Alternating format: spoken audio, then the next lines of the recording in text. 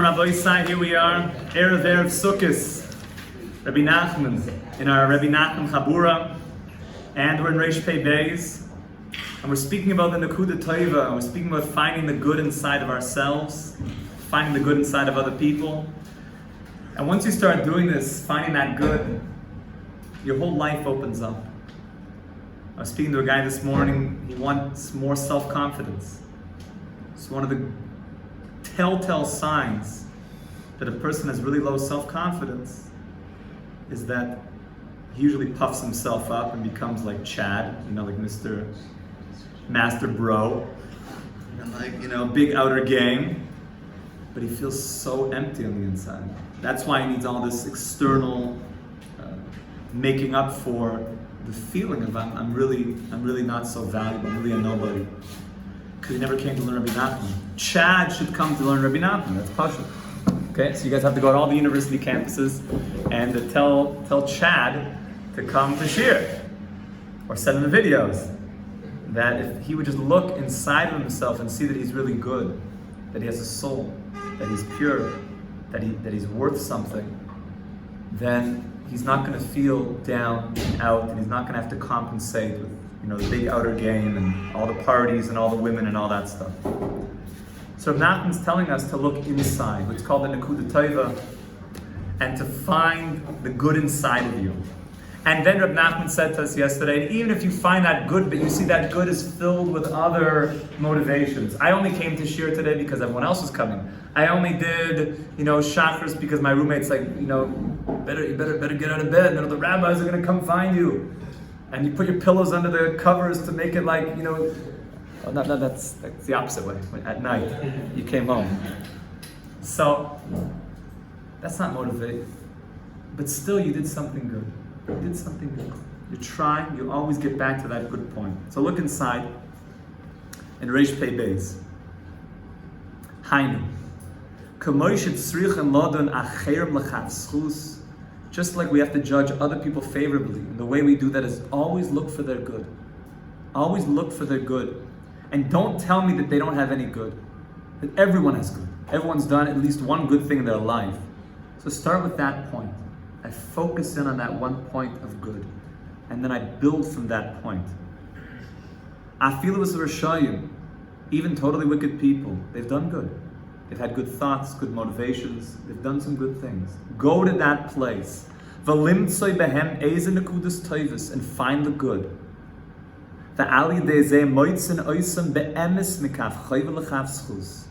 And when I see inside of wicked people, let's not say wicked, that's a strong word. Let's say guys that are generally remember those kids that your mother always said, I don't like when you hang out at Johnny's house or whatever. Why? Because he was always getting in trouble and doing all sorts of things. Thank you, Tzaddik, thank you. He was always doing all sorts of not nice things. But Johnny's also good. He's good. He's good. He's done good things in his life. And on a very fundamental level, Johnny has a soul. Johnny has a neshama. So if I look to Johnny's neshama, instead of Johnny being that person that would torture animals, which is always a bad sign when kids do that, or the magnifying glass and a bug with the sun, those are not good signs in kids. And even though Johnny was doing all sorts of bad things, but Johnny has a soul. And I want to see him for that good point. I want to see him for the good things that he's done. And I start to just like you have an animal that has blinders, like the horses, it only just sees what's in front of it. I want to see Johnny just for that person who's totally good, who has a neshama, a soul inside of him, that's done good things. And then what do? I'm not judging him in a false and fake way. I'm judging him favorably because he is good. There is good inside of him. And if I focus on that good, and I push away the bad, then really he is good. I feel like I'm playing a game. He is good. I'm focusing on that good. And by doing that, Johnny starts to come out of this identification as this bad boy, this whatever he's involved in. He starts moving towards a positive self-identification, healthy self-identification. That's what we want. Not just for Johnny, but inside of myself also. To see the good inside of myself. This is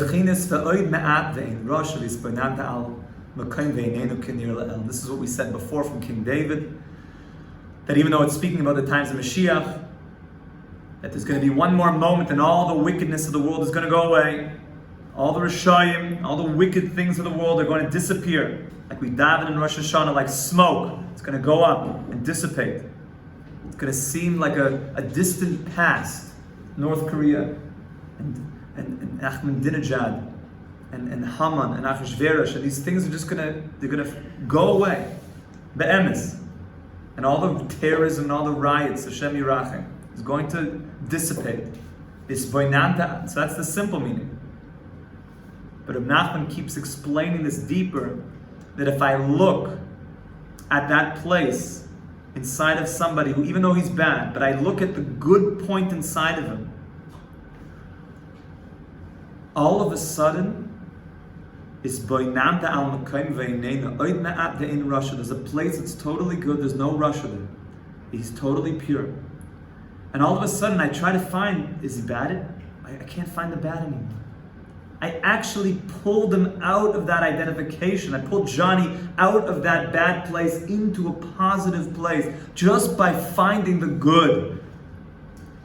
And therefore, please, Chevret, pick somebody today and write a list of all the good things about that person. Start with your roommates. By the way, your roommate could be your wife. Start with your wife. Start writing the good points about her. The good points about your roommate. The good points about maybe someone that's a little bit, was rubbing you the wrong way. Start seeing him from, especially this time of year. Just look for the good. Stop with the not good. Just look for the good. Look for the good. Build up that good. You're actually going to help pull that person out of his darkness, his difficulty, and you're going to pull him into a place of goodness. Could you imagine? And this is what the tzaddikim are doing all the time, yeah. What if you just have a problem with someone, not necessarily they're a bad person, but let's say Andrew's my roommate, he's very messy, I just don't like rooming with him. You should know. It's not true. We've put something on that person, that's what he is. It's a very deep idea. Instead of seeing him as a soul, I see him, whoever that person is, he's a messy guy. When I think about this person, I'm overwhelmed by my identification with him, and my mind is messy, smelly, dirty, foul, Lashon Hara man, thief, whatever it is. And we get these identifications, and the guy who just, he's always guzzling the schnitzel, took too much, he went back seconds, and my vision of him becomes very blurred, essentially, that I keep seeing him as all these bad things, right? If my identification with him is messy, let's say. So he comes to your mind, messy. You mention an expert messy. You think of messy man, Mr. Mess Man. What a messy guy, messy. And then it's just details of his messiness.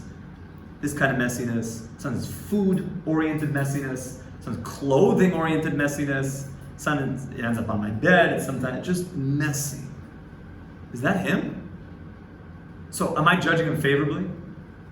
I'm putting this negative mess, you see, literally I'm like putting something over my vision of him called Messy Man. He should have a cape called Mr. Mess Man. And I see him as like this symbol of messiness. So I keep judging him unfavorably as Mr. Mess Man. Rebbe Nachman is saying, I want you to strip all that away. I want you to peel away that identification and just start seeing him as the good inside of him. It's a shift in consciousness, a shift in focus. So Mr. Messman, that's whoever that man is, did he do something good? You ever see him do something good? Yeah? Oh, what did he do? Cleaned up the room from his mess. So I saw him one time. Mr. Messman, the one with the messy cape. Even the cape is messy. One time, I saw him actually pick up one messy, half-eaten bamba that fell out of his mouth, and instead of leaving it on the floor after he half ate it in his messy-like state, I saw him pick up that half-eaten bamba, and I saw him actually take it to the garbage and throw it out.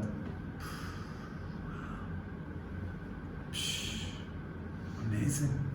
Unbelievable. So even though he's 99.9 Mr. Messman, I'm not going to look at that. I'm going to think about, remember that time that he took that half-eaten, saliva-filled bamba that fell out of his mouth onto my shirt on the ground, and he took it and he actually put it into the garbage? It was so good. It was so good. And every time it comes into my mind, wow, he picked that up, put it in the garbage. I'm making this very practical. That any time that person comes into your consciousness, focus on that good. And you know what that's going to do to Mr. Messman? You're actually going to help him shift from messy consciousness. Rebbe Nachman's explaining something very profound, that all the consciousness of the Jewish people and humanity is connected. And if I see him as somebody who picks up things and cleans things, he'll actually see himself as somebody who does that as well. So you need to flood your consciousness with positive image of other people, what's called Nakudas Tovos. He's not going to be Mr. Messman anymore. You're actually going to shift him, he's going to be Mr. Clean Man. Wasn't there a guy like that, Mr. Clean? Yeah. Why do we desire these negative conceptualizations? So a lot of that we'll talk about in the Tanya is because we have an animal soul that has a bad eye. Our animal soul is always looking, it's the left eye, is always looking like Bilam. Bilam had one eye.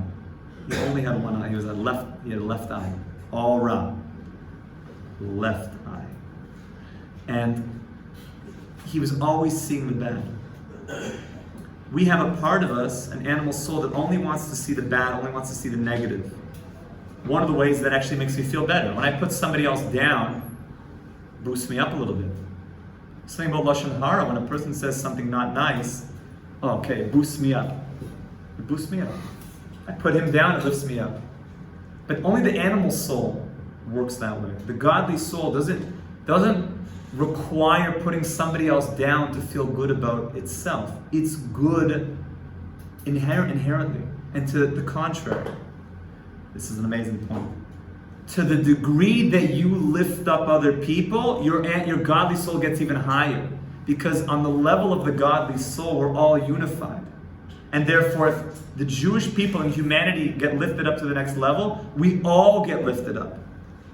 Think about how amazing that is. A person who's identified with his godly soul is always trying to lift other people up because he knows we're getting lifted up together. A person who identifies with the animal soul only sees multiplicity, sees us as different beings. And therefore, the more that I can push somebody down, it pushes me up. Sadly, a lot of the business world is like that. Dog eat dog. It's just if you can, it can be pretty cutthroat out there. Because if you gotta have the edge, you have to be one above everybody else. And oftentimes it works that way. By putting people down, by being very ruthless. But in the world of the godly soul, it's to the contrary. The more that you lift people up, the greater we all become.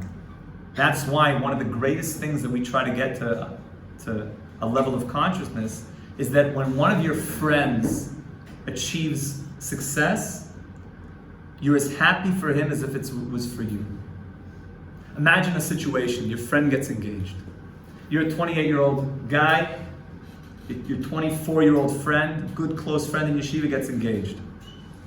So the 28-year-old, you're both dating for a couple years. 28-year-old maybe a little bit longer. 24-year-old gets engaged. How does that feel? Is that easy? In the world of the animal soul, that's the worst. It's so hard. In the world of the godly soul, by him getting engaged, is there any greater simcha? Another Jewish home that's getting created? I'm part of that. I'm part of it. Chazal say an amazing thing. Our sages teach us an amazing thing. If you daven for somebody else, and you need the same thing as they do, you'll get answered first. If you daven for somebody else and you need the same thing, you'll get answered first. It's not so easy to do. Even though the sages tell you, you need to get married, your friend also has to get married. You start davening for him. Hashem, I hope that my chavrusa gets engaged. I really, really hope. Not so easy. But Hashem says, if you daven, really, from your heart, you'll be answered first. That type of consciousness of davening for other people and being as happy for them is directly lifting you up, because on the level of the godly soul, we're all one. We're all one. And all of our successes help each other out.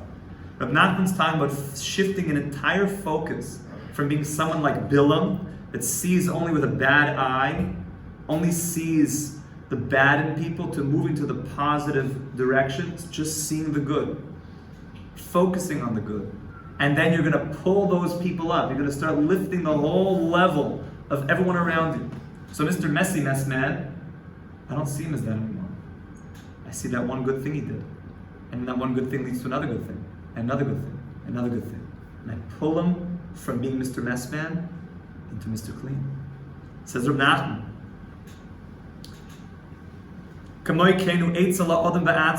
a person himself to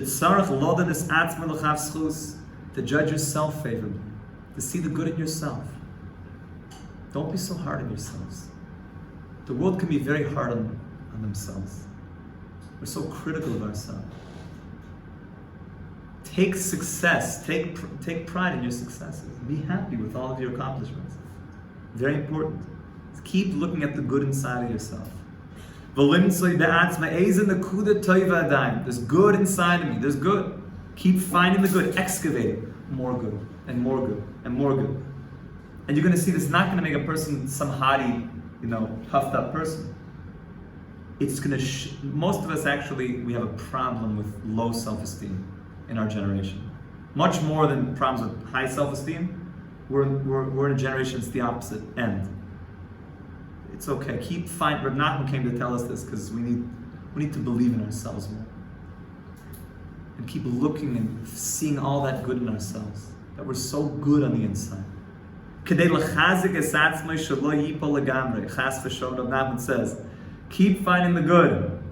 Because the other side, remember we talked about our friend the Sahara, the one in the slick pinstripe power suit? He comes over to you, puts his arm around you and says, let me show you some nice stuff over here, some nice merchandise. It's called hang out in your bed for the next week, just watching movies. That'll be great for you, Who doesn't want to binge on Pringles and Netflix? Sounds great. Sounds good. It'll be good for you. You relax. It'll be great. I think I'm gonna get depressed if I just hang out in bed all day. It's good. You went to the gym. Sometimes you need like a week to just don't do anything. Give super gains when you just mamish don't move. I one time talk. I have a lot of feelings about different things, especially like Gold's Gym. But a guy said, because he was really into powerlifting. And if you do any cardio, it like ruins everything.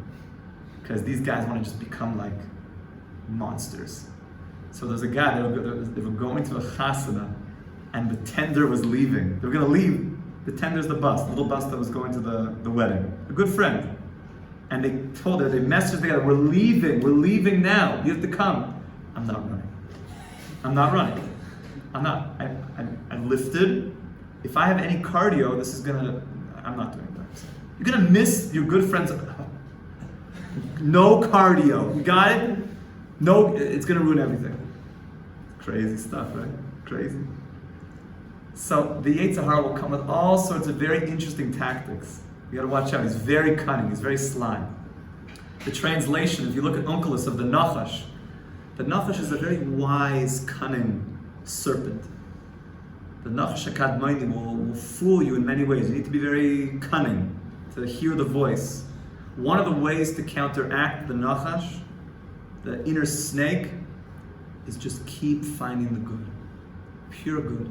And I want to suggest to you guys to make what's called a life chavrusa.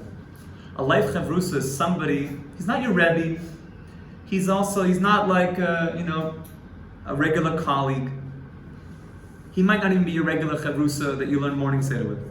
But a life chavrusa, personally, I have Rabbi Dovber, Shlita. Your life chavrusa is somebody that you speak to, and he helps you with these types of topics. Maybe do you see good points inside of me? Let me see good points inside of you.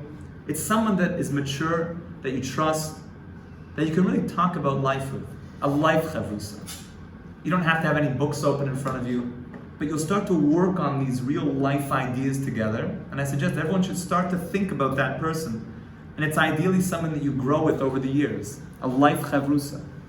It's a very, very valuable thing, because these are very sensitive topics of seeing good. And sometimes we have a harder time seeing good. And you have a chavrusa like this that you can work on these ideas with, that they can help you to see good. And you see good in them, and you point things out, and you grow with each other in this. Rak adarab, says Rebbe Nachman, Yechaya is atzmai v'yisamach es nafshay b'me'at ha'toiv shemoitz ba'atzmai. One drop of good inside of you should be dancing. I have good. I have good. Tov. I have so much good. Tov is the organos. Esa shemayim v'esa aretz. Dehainu masha zocha lasais b'yom of eze mitzvah eze davar toiv. I did one good thing, I'm dancing. And you start to think about these good things. You start to refocus your consciousness. What Rebbe Nachman's talking about here is like advanced psychology. It's positive psychology. Learning to focus on good as opposed to the bad. And you should know there's a lot of things that are very simple in this world and very common, but they're very uncommon. Like we talked about this morning, common sense. It's very uncommon nowadays, but it's so important. Common sense means I see the good inside of myself. I see the good and I focus on that. Keep looking for good. More good. Even if you find that good and there's all sorts of other motivations that are wrapped around it, don't worry. Is there good there? There's good. Build on that good. Keep seeing the good. Keep seeing the good. All the time the good. Go back to the good. Focus on the good inside of you. Write the good down. Focus on your roommate's good. Write a list of your good points.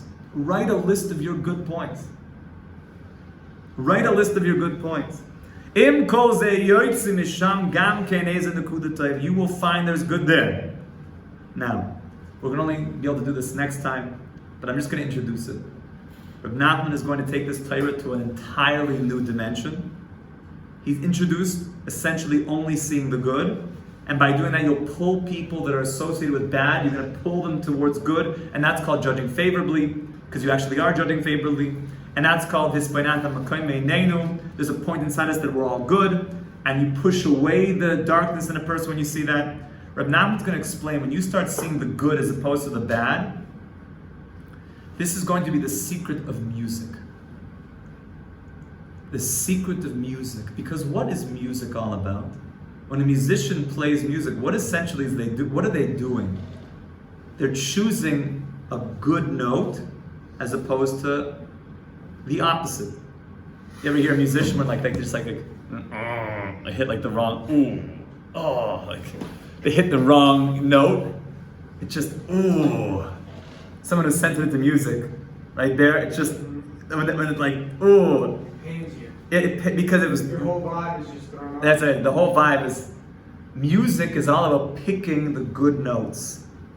And a symphony, you're collecting all the good notes. I could have chose all these other notes, but I chose that note. I'm pulling all these good notes. I'm pulling them all together. And the symphony is gathering all these good notes together all the time. Just pulling good. I want to pull all the right notes. I'm just gathering good notes as opposed to the flat note, to the sharp note. All the pulling these good notes. Rebbe Nachman's going to explain this is the secret. When I see the good notes, the good points inside of me, essentially I'm creating songs. What Rebbe Nachman means by this is when I start seeing the good inside of myself, I'm pulling all these good notes. I'm essentially creating a symphony of my good. I'm not just these good points. I'm a song. I'm a symphony. All the good notes. I'm starting to create the symphony of me. And when we talk about good notes, we'll just end with this, that in Shammai, Rabbi Akiva talks about the angels are singing. The angels just sing all day long. That there's plethoras and cadres of angels, 1,000 angels, each one with 1,000 mouths and 1,000 tongues, and the thing singing thousands of part harmonies. And there's legions of these angels, and it's just the music, the depth of the music is overwhelmingly beautiful. This is what you're doing inside of yourself. You're creating this symphony with all of your good notes. And when you come to Shemayim, you're going to hear the symphony of all the good notes that you pulled together your whole life, all the good. You're going to hear the song fully revealed when you get to Shemayim. It's an amazing thing. A person who focuses on all the time the bad, it's basically going to sound like some death metal up there or something. You know what I'm saying? Like crazy. Even though there's a type of music to that also. But let's just call it every note was off. And it's just, like horrible sounding, like something or other. Violin, like 5 million violins all not playing well. You can imagine, right? It's not so pleasant. That's all the wrong notes. And even though nowadays they might say, but that's art also. I don't know about you, but that's really hurting my ears. We know that. We intrinsically know that 5 million violins all just squeaking, not actually doing anything. But imagine 5 million violins, all 5 million part violin harmonies. Wow, it's like, it's beyond gorgeous. It's beyond words. That's just the violin part of you. And you have the oboe part, and you have the harps, and you have the strings, and you have the wind and the flutes. It's infinite, all the good that you're creating of all the good. And this is endless. So Rebbe Nachman's going to open up what music really means, is the secret of seeing the good inside of you. And this is all about sukkahs, of seeing the good, focusing on simcha, focusing on the good. We should be zoich mamish to the big simcha of sukkahs, and be zoich to the nekudas tevis. Amen. A good gebench to you, Rabbi. Yes, Shekoyach.